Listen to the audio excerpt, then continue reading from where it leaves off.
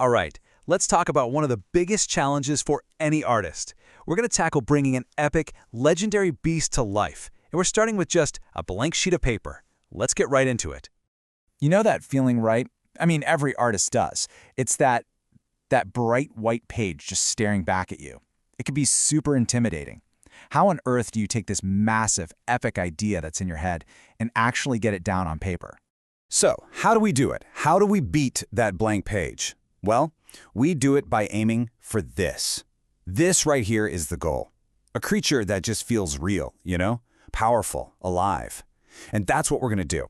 We're going to break down exactly how every single line, every shadow, comes together to create this incredible final piece. Okay, so the big question is, how do you get from that kind of chaotic jumble of ideas in your head, to a finished piece on the page? The secret? Well, it's not some magic flash of genius. It's actually all about taming that wild vision and breaking it down into a process you can actually follow. And that's really it. I mean, great art, it always looks like magic, doesn't it? But behind the curtain, there's always a method. It's just a series of smart, deliberate choices that stack on top of each other until, bam, something amazing just appears. So, where do we start? We start with the foundation. You can't start decorating a house before the walls are up, right? Same idea here. Forget about the cool stuff like scales and smoke for now. First, we have to actually build the beast, give it some real structure, some weight. Yeah, this really nails it. You're not just drawing a dragon, you're building it. Think like a sculptor, you know? Not just a 2D artist. We're trying to create something that feels like it takes up space, like it has real weight. Even though, it's totally fantasy. Okay, so here's the game plan, broken down into 3 steps. First, anatomy. You got to understand the bones and muscles under the skin to make it look believable. Step 2, the pose. Use that anatomy knowledge to create a pose that just screams power and energy. And finally, step 3, we block in the big shapes. The head, the body, the wings. Get those major forms down before you even think about details. And you can totally see how all that foundational work pays off right here. I mean, just look at the flow of this thing. That powerful curve in the neck, the massive sweep of the wings.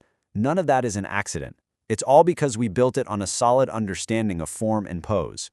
That's what gives it that feeling of life, of raw energy. All right, our foundation is rock solid. So now we get to zoom in.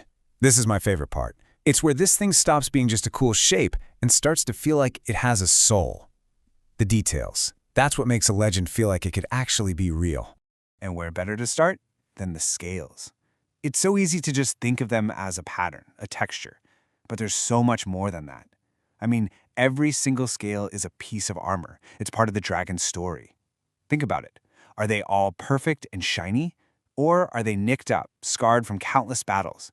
That's storytelling. Okay, let's be real. Drawing every single one of these scales takes forever. It can be super tedious work, but man, look at the payoff. You get this texture that feels so believable you could almost reach out and touch it. It's that dedication to the detail that sells the whole fantasy. But out of all the details we could talk about, there is one that is absolutely crucial. If the scales tell the dragon's history, then the eye is its soul.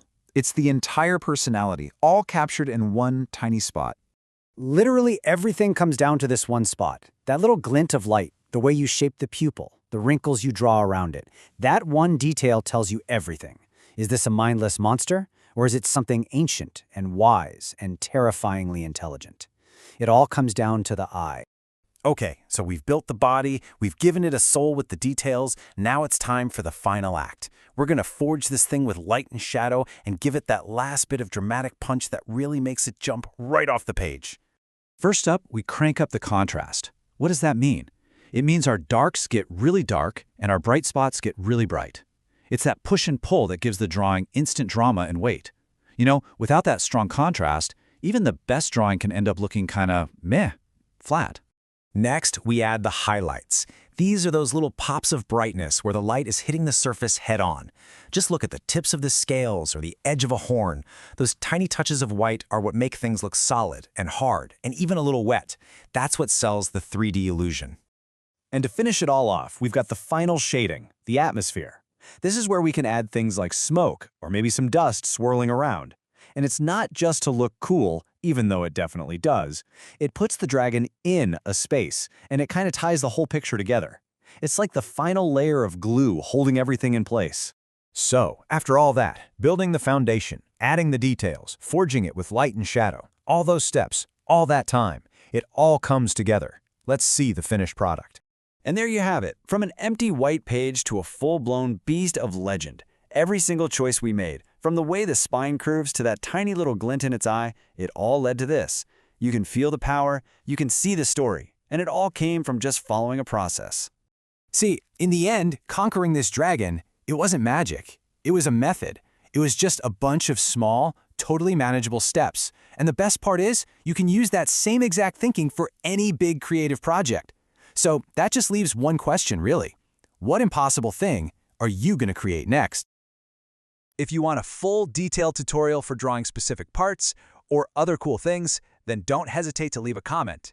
If you enjoyed, then please consider to like and subscribe.